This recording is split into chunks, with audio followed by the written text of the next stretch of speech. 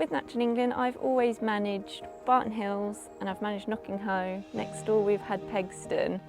And in between these reserves has been this one massive piece of land that's always been private, no one's been allowed on, and it's always been that missing link between our sites. When it came on the market, it was very much that missing jigsaw puzzle to connect this massive strip of nature reserves in the area. So instead of going from these small little islands of important places and nature reserves, it becomes more of a landscape. The idea of protected sites in isolation, acting as little oases of rich wildlife, it's not enough anymore. We want to do more. We want to see those places connected up.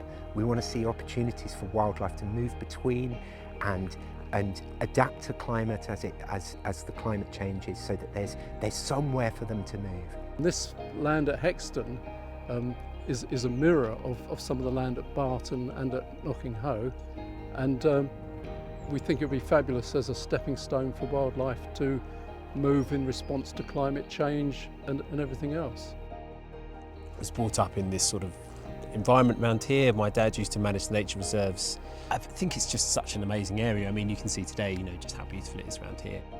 To sort of see an area here, you know, it's like it's incredible. It's like this bit of environment is now here. It's going to be protected for the future, and you know, my kids are going to be able to enjoy this sort of almost like seamless tract of land from Hexton all the way to Barton. I mean, what an amazing thing for them. We want this to be a two-way conversation. We want people to offer their thoughts about what to do with this place strategically.